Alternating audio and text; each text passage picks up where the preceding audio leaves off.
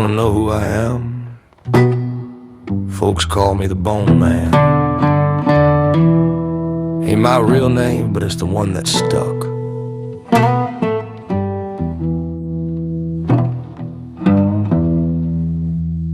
You ever hear a song that don't sit right in your bones? Like it was written not by a man, but by something deeper. Well now, let me tell you a thing about Vienna. City of candlelight and concert halls, where the music never dies. But sometimes the dead still hum. Tonight, we follow the sound of a crooked melody through fog, stone, and shadow.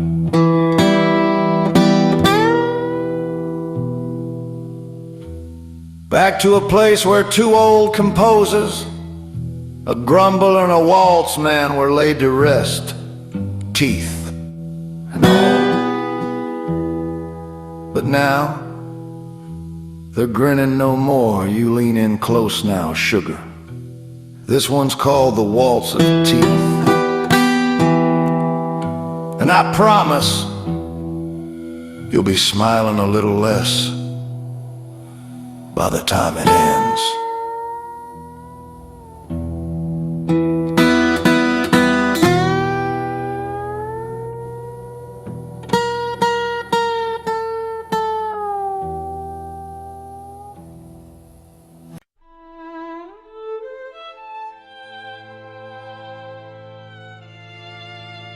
It began in the spring of 2008.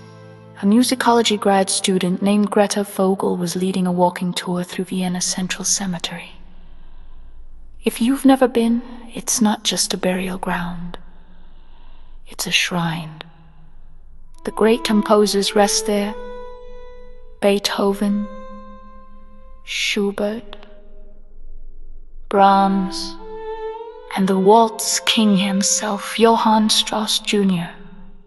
As Greta approached Brahms' tomb, she noticed something odd. The gate was open and the heavy stone slab was shifted. When she peered inside, she didn't see peace. She saw vandalism. The coffin had been pried open. Brahms' skull was tilted. His teeth were gone. 2 days later, Strauss's grave was found in the same condition. The elegant smile that had once charmed empires was missing, and no one could explain why.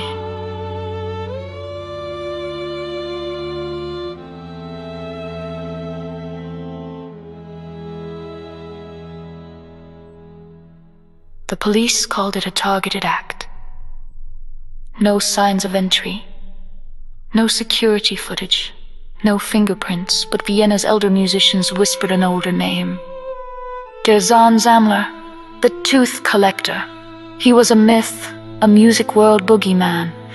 A shadow said to stalk graveyards, stealing the teeth of dead composers to bottle their brilliance. They said if you bury them under your piano, you'll channel their genius. They said if you boil them into ink, your music will write itself.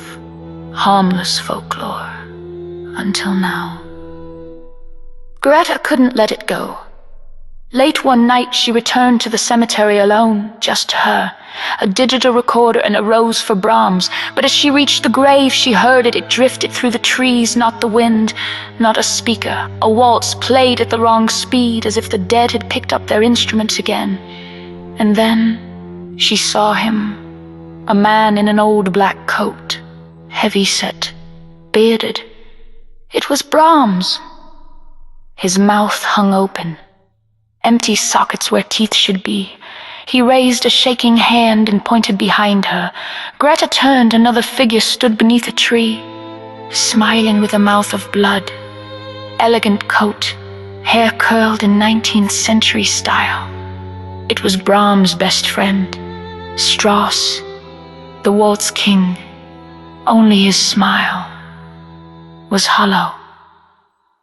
Greta followed them down a trail to an old passage beneath the Musikverein, Vienna's famed concert hall. She found a hidden doorway and descended down into the dark. She found what no living person was meant to see.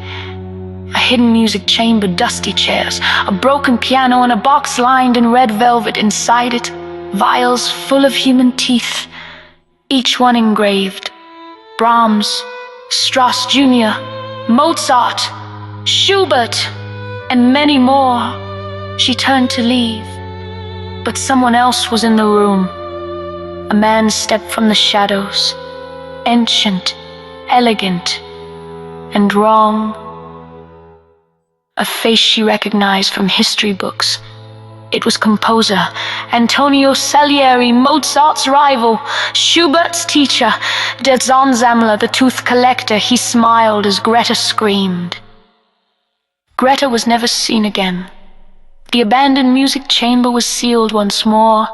However, students practicing late at night in the music room swear they hear it. Music no one wrote. A duet between Strauss and Brahms. An elegant waltz crossed with an aching requiem. A ghostly symphony from beyond the darkness. If you're a composer and your piano plays when your hands are still, if you feel something clicking beneath your bench, check inside. If there's a tooth where your sheet music should be, you've been chosen, and your waltz is about to begin.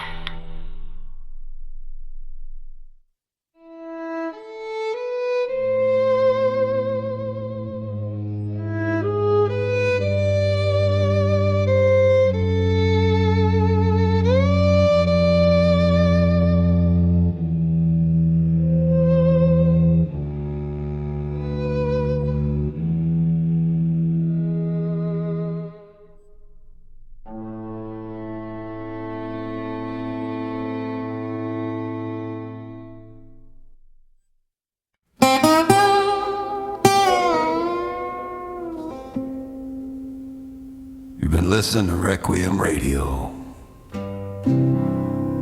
where music bleeds into the supernatural. And that was the Waltz of Teeth.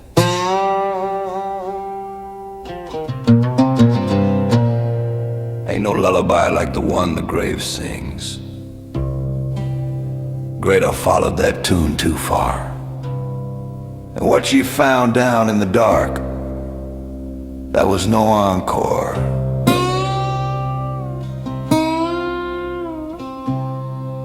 That was a reckoning.